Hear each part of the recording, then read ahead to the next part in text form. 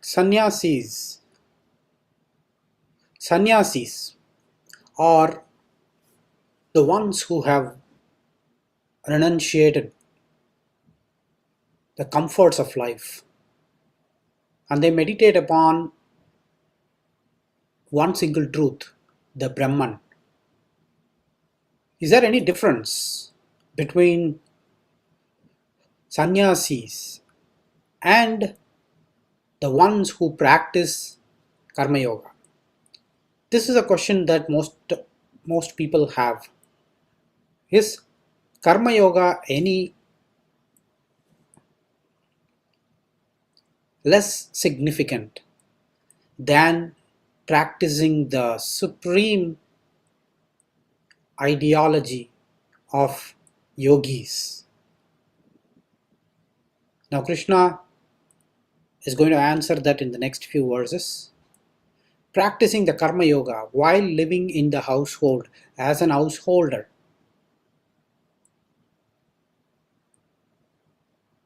is no different than practicing meditation or yogic principles and practices while spending the time in forests and caves. These two are one and the same, is what he is going to say, and let's see how he drives the point. Third shloka, 5th chapter, is what we have to see right now. Jneyah sa nitya sannyasi yo na dveshti na kankshati nirdvandvo hi mahabaho sukham bandhat pramuchyate. That person, sanitya sannyasi, that person should be considered to be the same as a renunciated yogi who has no dualities, who cannot see bitterness, hatred, nor can that person see any desires. There are no dualities in that person, and that person easily attains the supreme goal, just like how other yogis attain through the path of jnana yoga. These people who are householders can easily attain that supreme goal. If these people, the karma yogis who are practicing the karma yoga, can not see the difference between hatred and desire, which is the meaning of this verse. Now, this is the test that we will have to give to ourselves. We'll have to ask this question: can we treat hatred and desire equally?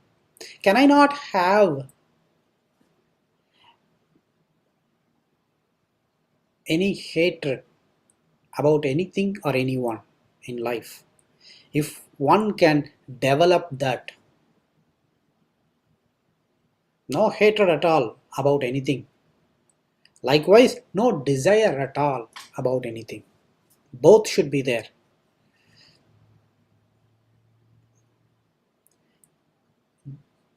There are many dualities in life if you look at it. Fortune, misfortune, and we all wanted fortune, good luck, stroke of good luck should be there every once in a while.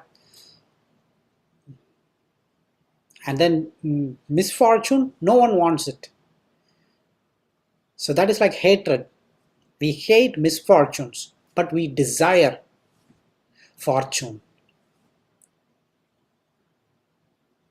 Happiness, we desire to have happiness. Maybe tomorrow, maybe next week, some good things, good news is going to happen, this, that, right? We are hankering, we are always expecting some good things to happen. And we hate bad things. We don't want bad things to happen to us. We make sure that whether good thing happens or not, I don't want any bad things. That's what people are scared of. Duality again, right? Good thing versus bad thing. Good fortune, bad fortune. A simple test is not to be free from that, because we are far, far away from all those things, right? We cannot be free from that. We are all humans. We have feelings and emotions. So now, what can we do? How can we apply this shloka in our life? Is to at least be aware of what happens when some good thing happens to me. Okay, this is a good thing that is happening to me. That is the first awareness. Instead of just going with the flow, forgetting ourselves that we are in the middle of some good thing, stop for a moment and then feel like, okay, my mind is a little bit happy now. I'm experiencing that happiness within myself, and becoming my I'm becoming part of that happiness. Such an awareness. Step back and then be aware of that. No one stops us from being happy, but the question here is, can we be aware when we are actually happy?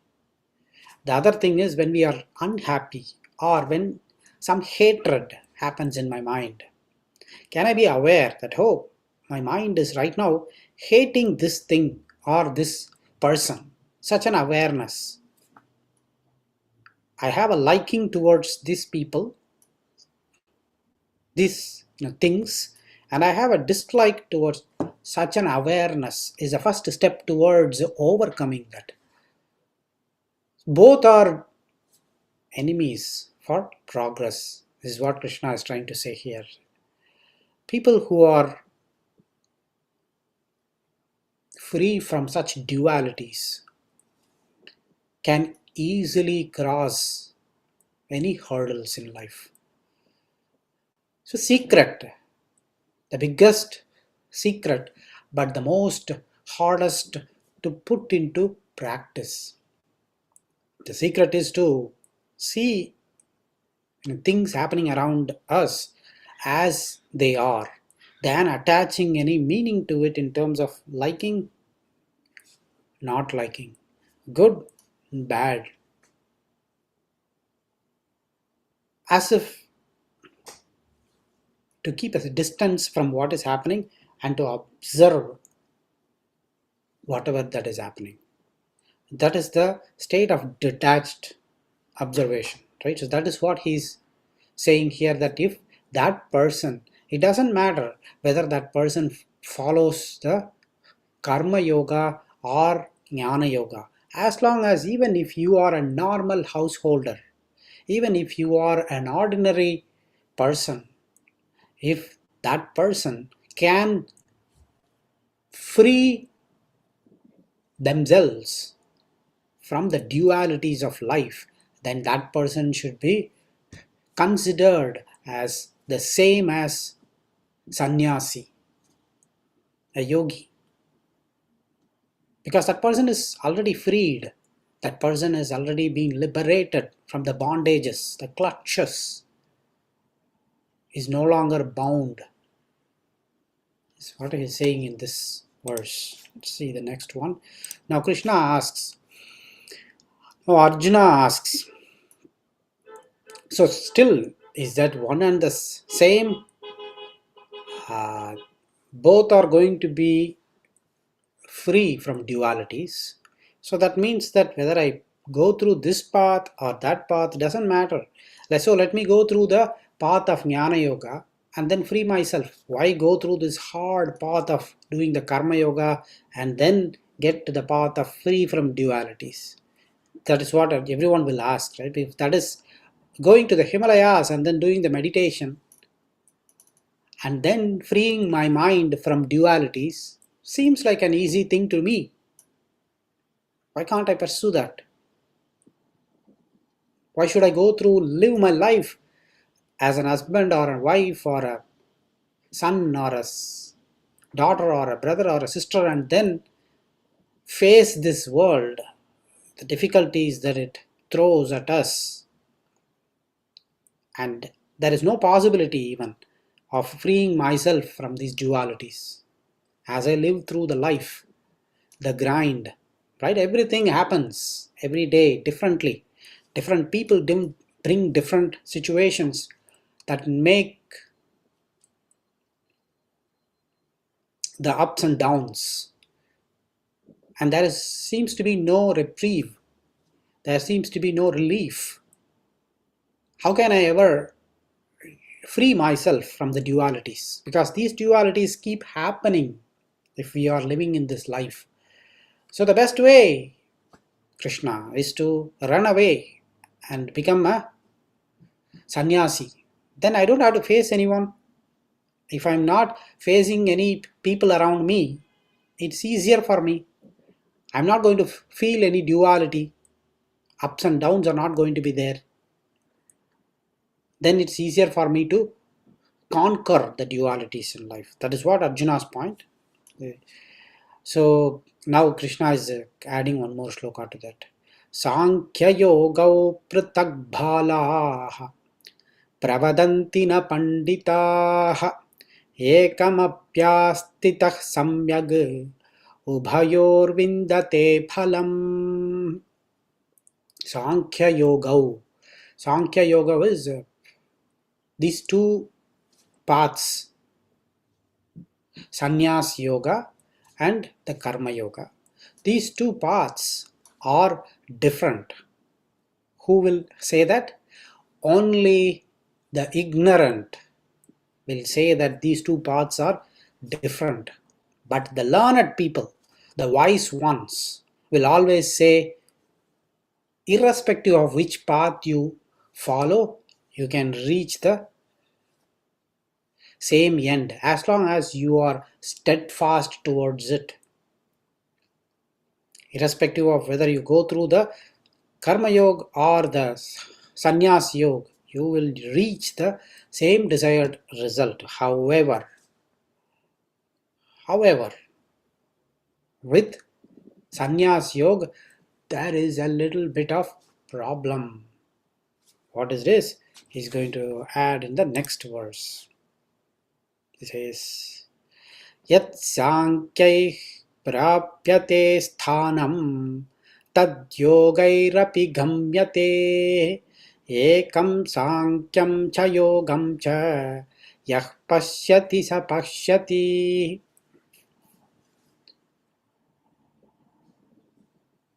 There are two different paths, yes, and both the paths leads to the same destination. Yat sankhyaih prapyate sthanam. Sthanam is place. Sankhyaih, the benefits that are derived by following the path of sannyas yoga, and the place that is going to be attained by that person is the same place. Tad yogairapi gamyate. Yogair, use it through the path of the karma yoga.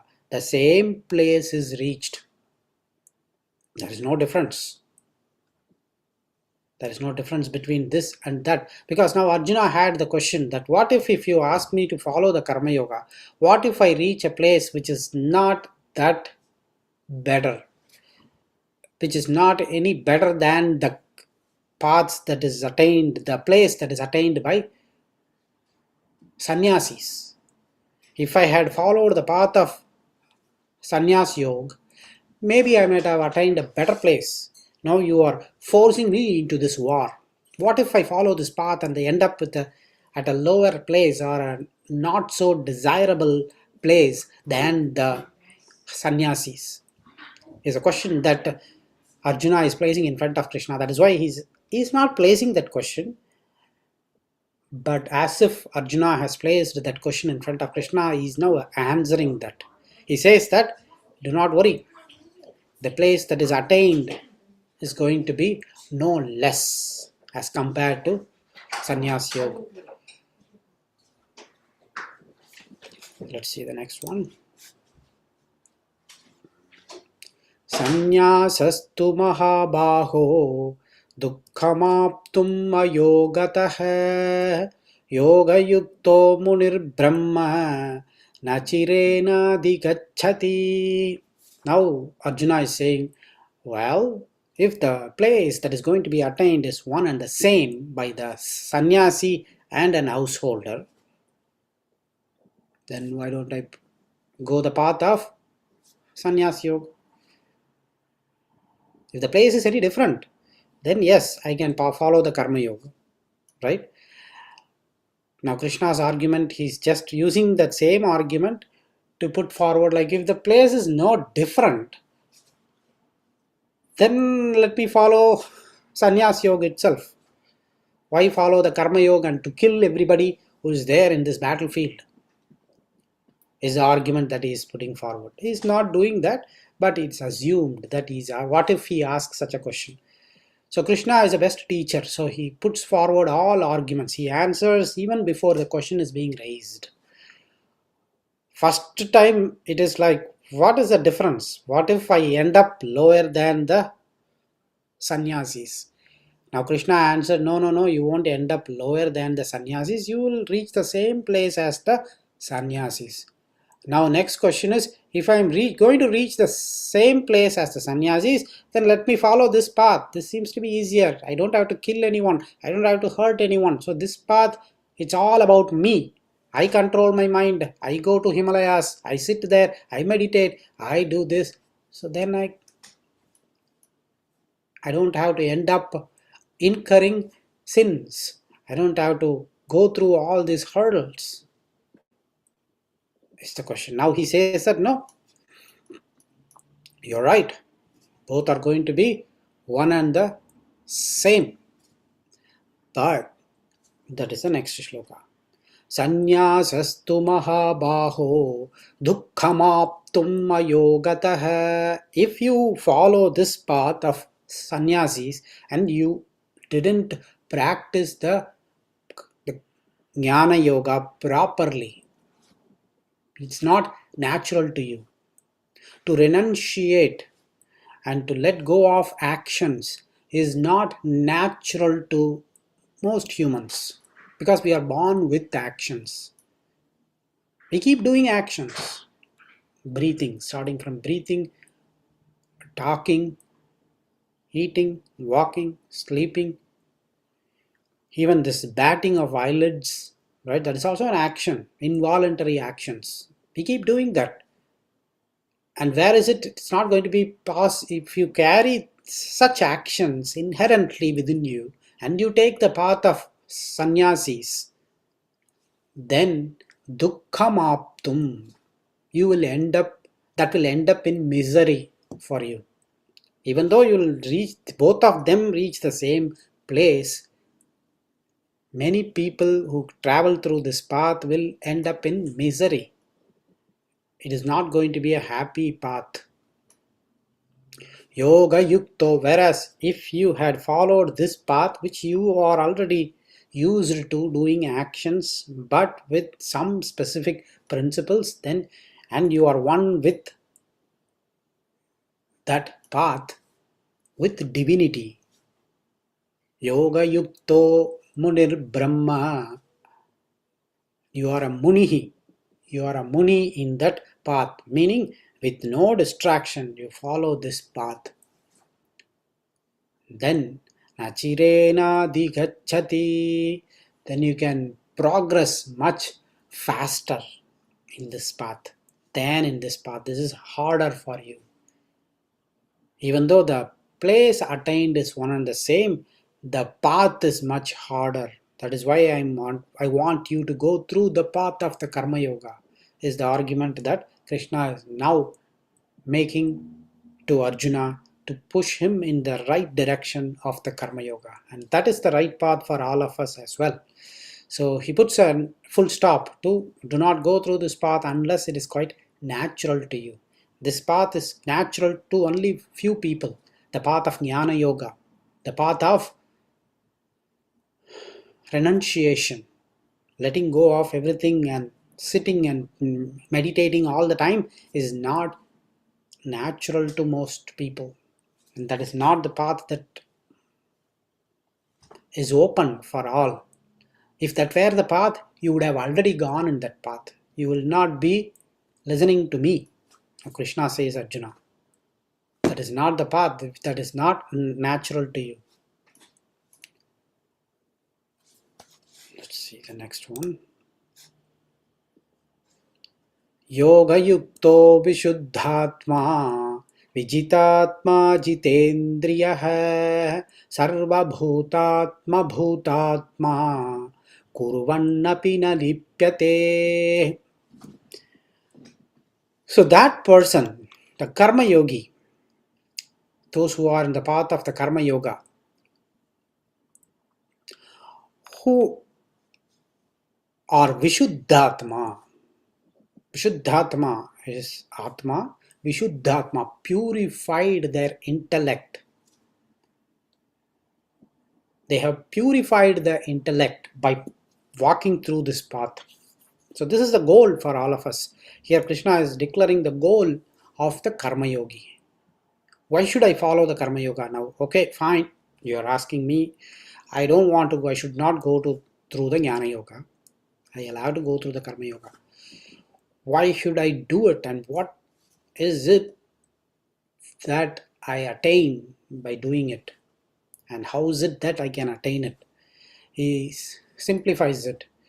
Vishuddhatma purifies the intellect. If you walk through this path of Karma Yoga, all the dirt and impurities in your intellect, incorrect analysis and thinking, will all be purified by performing the actions but not attaching any results or fruits to it. Results, of course, we will make sure that it results in positive impact, but that positive impact that has happened, the impact that has happened, it's not even positive or negative again.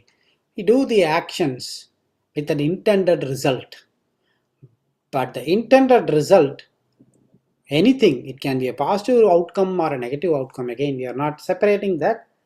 Anything that it ends up, it's not because of me. That thought, if we do actions with that thought, that purifies the intellect. Vishuddhatma. And then Vijitatma, which is another word he is adding here, is Vijitatma. That is to defeat, to conquer one's mind. It helps you conquer your mind.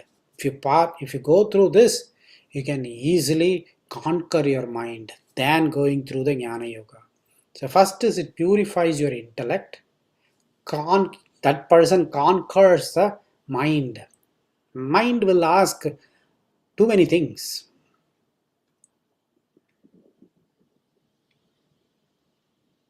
So there are two things that has to be differentiated. The previous one is the intellect, which is the buddhi. Buddhi is given to us and mind is also given to us. Mind will put forward many demands. Eat this, eat that, do this, do that. This brings pleasure, that brings displeasure, let's not do it. Talking to this person will bring pleasure. Avoiding that person is much better because it's trouble. Such kind of things mind tells. Mind will give ideas. Mind will do chatting, that internal talking, inner voice. There are two inner voices. One is good inner voice and the other one is the one that brings us down. So should to be aware of it again. It's not good or bad. It is not good or bad again. It's to be aware of, okay, that voice exists and it's all how we apply that becomes good or bad. That voice keeps talking. At times that helps us improve. The inner voice, when we listen to that inner voice, will help us make progress in the path of Karma Yoga. At times, if we listen to that, that might bring us down. That can be in terms of worldly things, in terms of pleasures, entertainments, enjoyments, or it can be even anything for that matter. Those are all easier way for mind to be lost. That is why pleasures and enjoyments have to be taken with a pinch of salt, little bit of awareness. Oh, okay, because it is easy to lose ourselves in the middle of such pleasures, and to bring us back in, it takes a while. It takes a lot of determination to bring us ourselves back. That is why the mind needs to be monitored as to what dialogue that it offers, whether that dialogue is beneficial to me or that is trying to bring me down. Bring down, it can be in terms of our strength, our inner strength. Our mind has determined that I shall not touch the sweet anymore, but mind can give ideas. A small piece is not going to hurt, or a small piece followed by a sugar tablet will bring the sugar down. The pickle is so good, tasty. Just take two pieces followed by a tablet will fix things out, will fix things right. That is the inner dialogue that mind will try to have with us. Such awareness and defeating the mind, conquering the mind should be the goal for the karma yogi. The karma yogi will be focused, he will be determined, he will not be deluded by the mind, by its tactical inner voice.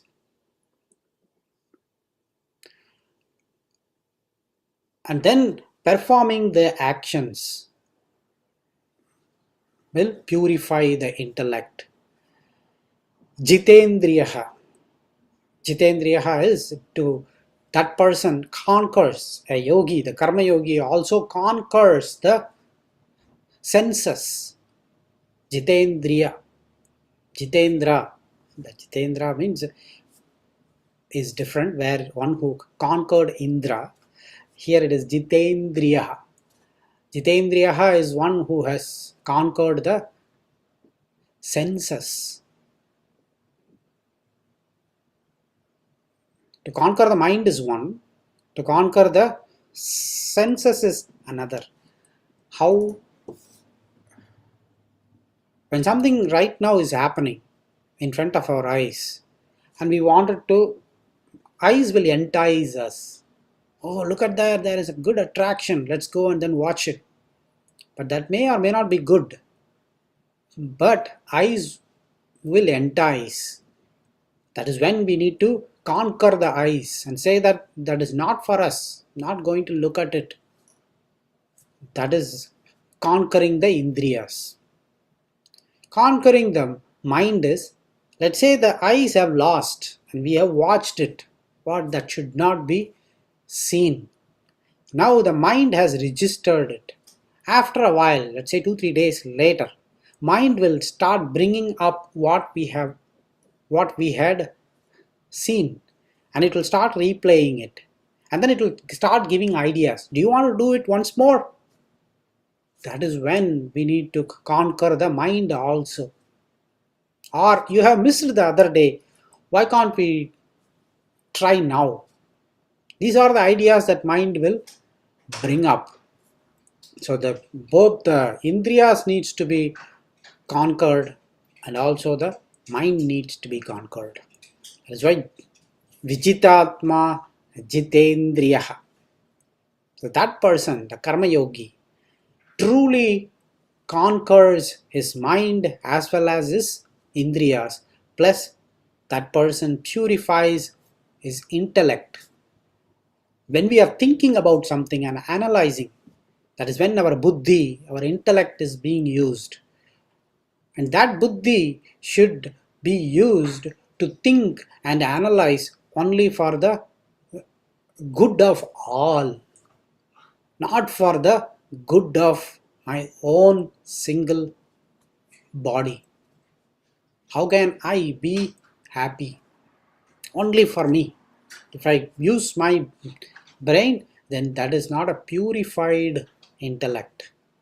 Instead, if I put my brain to use so that thousands of people can be benefited, then I'm purifying my intellect. Then my whole being, my whole existence is all of a sudden meaningful. If I just consider my own wellness, my own happiness, pleasures, and then I start planning, analyzing, deciding things, then that is where we go against the Karma Yoga, the path of Karma Yoga. Sarva Bhutatma Bhutatma. Not only that, but the person, the Karma Yogi, conquers the mind, the indriyas, and the intellect also. He purifies the intellect. Plus, that Karma Yogi starts looking at Sarva Bhutatma Bhutatma. Every other human being, this person starts looking at as his own. They all are uniform to him. There is no difference between this person, that person, that person, and that person. There is no, these people are the ones that I want, those people are the ones that I do not want, but a uniformity. It is a state. It is not a prerequisite. Now if someone asks all of us, start looking everyone equally, that is not meant here, because that is very hard.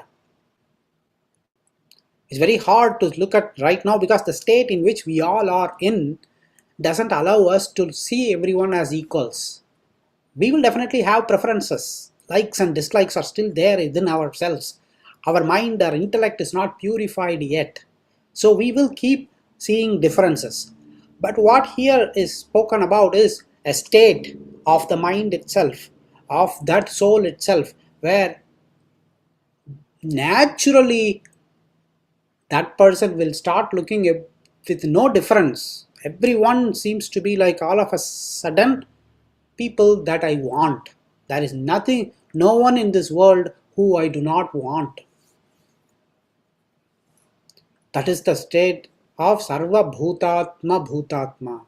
Not only no one, including the animals. If you had seen seers, or if you had seen the yogis or rishis, they will have, they will all be next to animals. They will be so so good animal lovers. Cows or deers or even lions cannot do any harm to them because they do not have anything like lions are scary, I do not want to go near them. And cows are soft, I want. They do not even see any difference between a lion and a cow because all they see is the difference in terms of appearance. Cow is different in its appearance, a lion is different in its appearance. A cow may be different in its behavior, but internally they all see the inner Atman. So the Karma Yogi starts seeing the inner Atman inside everyone. That is how that person will be able to see all as equal.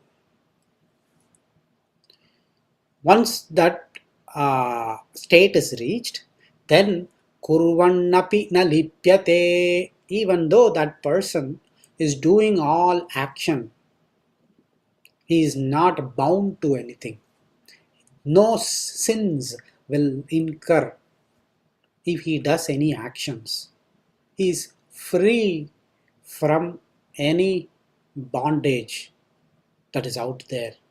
He is not tied to any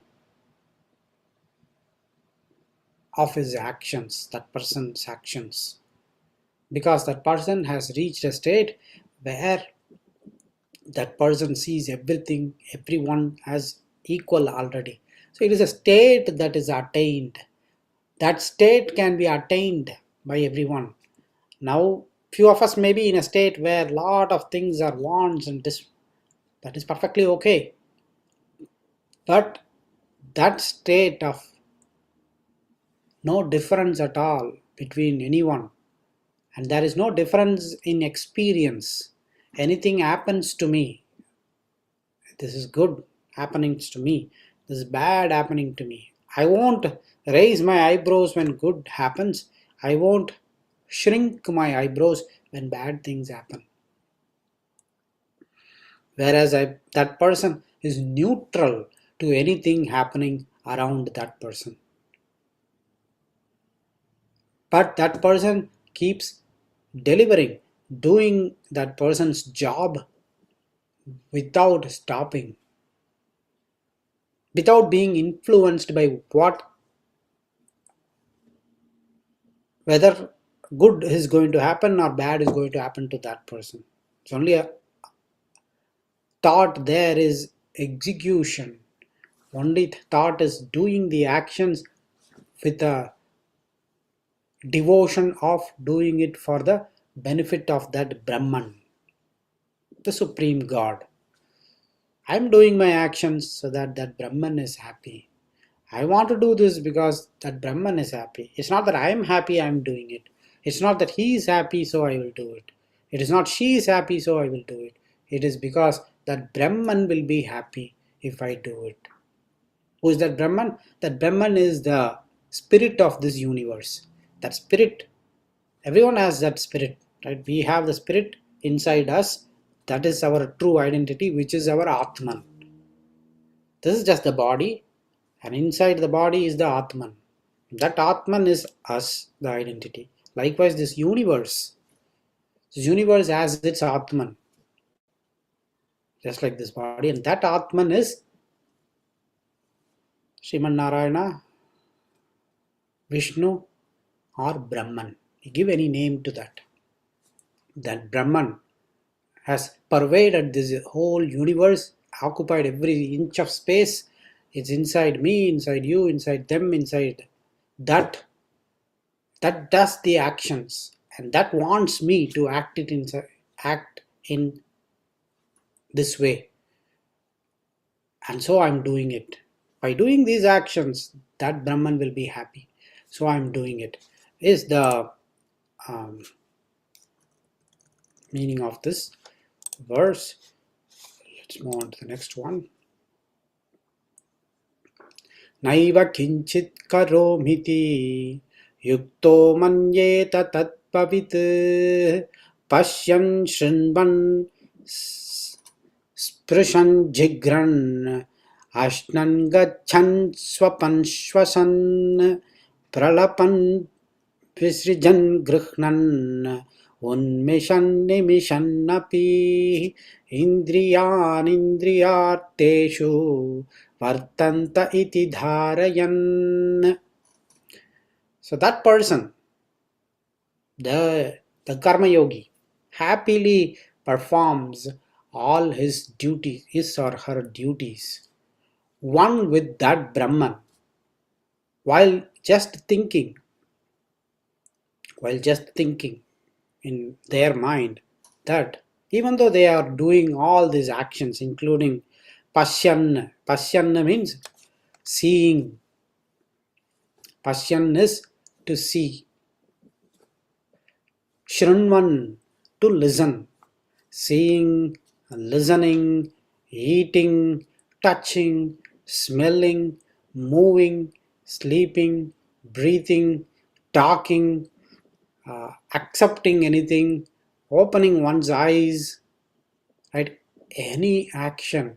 Everything is happening because, not that I'm doing it. These are all happening because of the nature of this very body. I have nothing to do with it. I have nothing to do with it, and these are all actions of this body. But I am aware of it.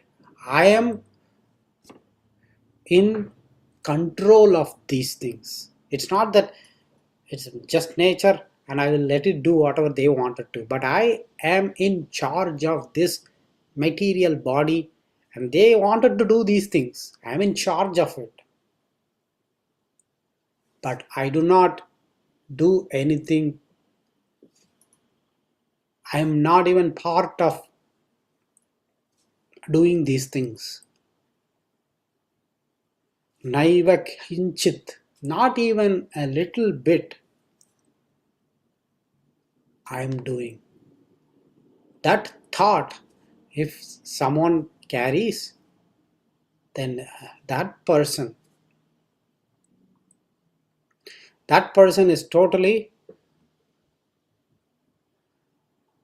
in that state of appreciating the Supreme. That person is totally awake. That person is totally established in their mind. One who can still keep doing all this waking, sleeping, talking, walking, but still with a internal sense of detachment, sense of awareness that all these body movements are just bodily movements only. I am not associated with that,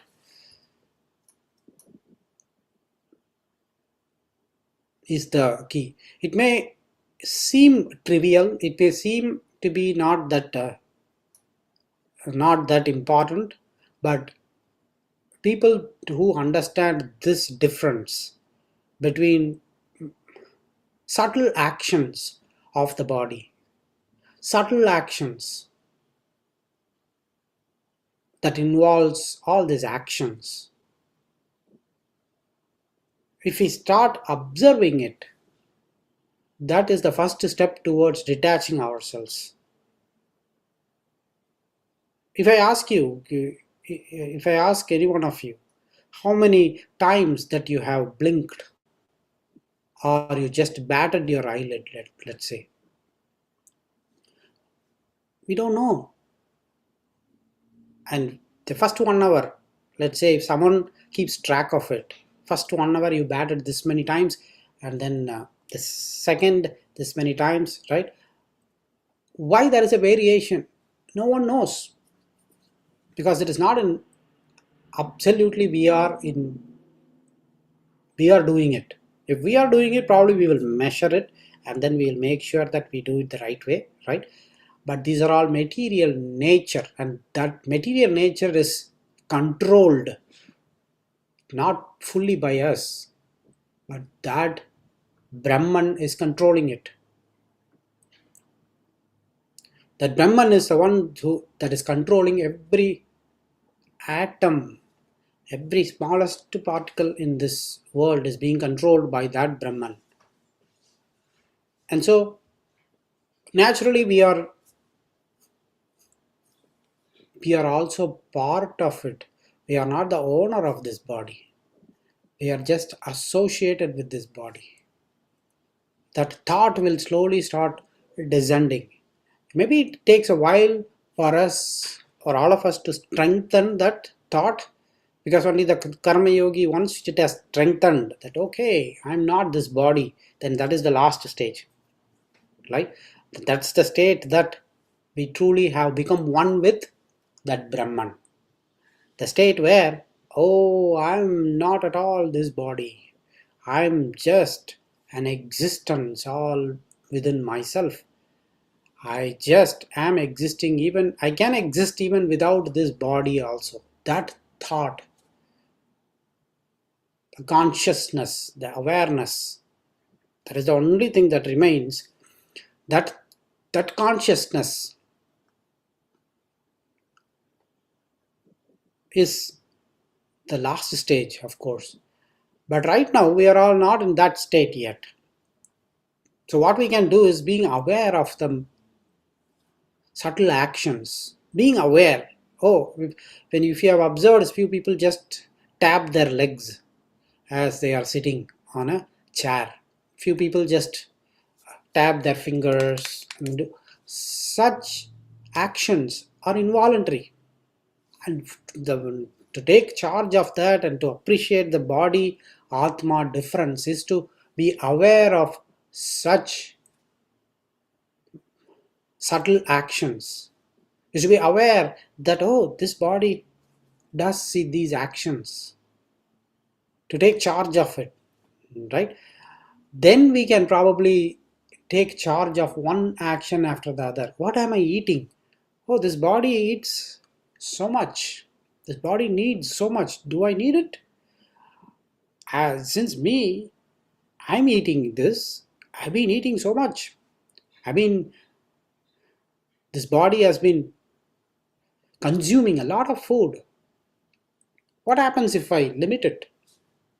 Such kind of thoughts naturally will have to come. We cannot force it on ourselves, right? So naturally, for that, such awareness is the key. To know ourselves that, okay, we have been doing these actions, been sleeping for 10 hours, or maybe sleeping for just 2 hours. 2 hours is just enough for this body. Okay, I've been just sleeping only 3 hours a day, or 4 hours a day, or maybe 10, 12 hours a day. Either this or that, neither good nor bad. But we are too quick in judging that, okay, this is good and bad, than observing it. If someone says that I have slept 12 hours, the first response for us is, oh, you're so lazy, you sleep a lot of time. So that is a bad thing. Sleeping for long is a bad thing. And then if someone says that I sleep only 4 hours every night, oh, poor, you're going to spoil your body. So we judge immediately as good and bad, right? We do not observe it.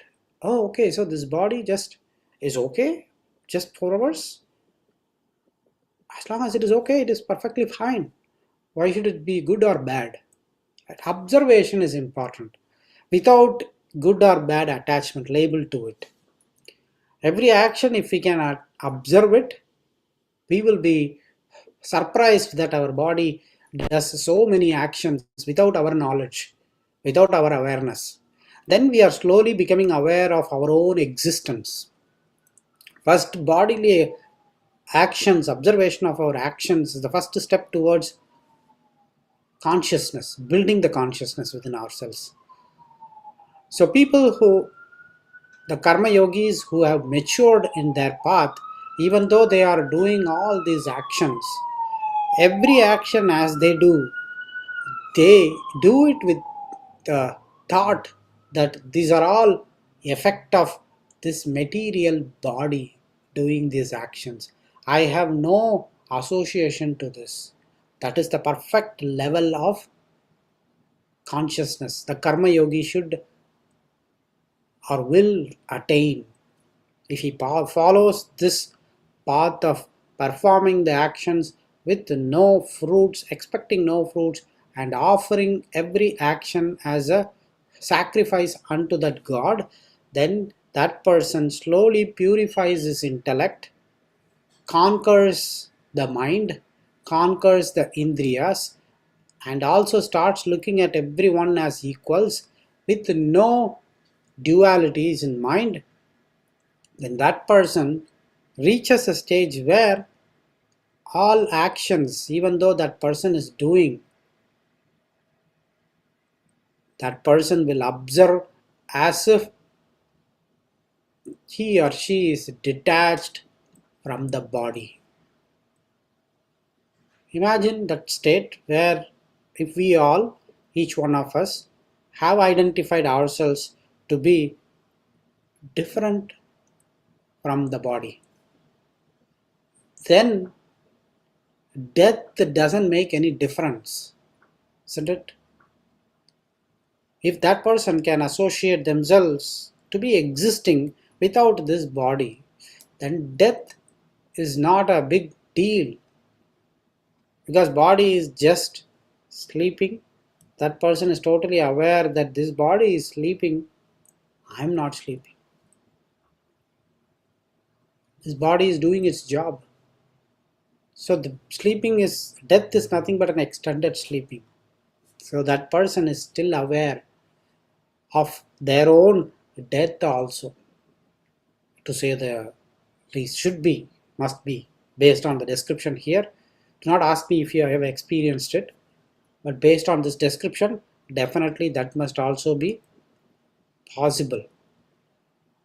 So once we are able to identify ourselves as different from this own body, then where is the question of other body dying, or we causing some, inflicting some injury on other body? There is no cause. There is no, this person is not causing anything. When that person, when this person is not responsible for their own actions, the body is doing their own actions, and body is again acting out of the material nature. That is the very nature of this body, of to do all these actions. Where is the question of we causing something else to others? We are not causing anything to ourselves. So that is what he is saying.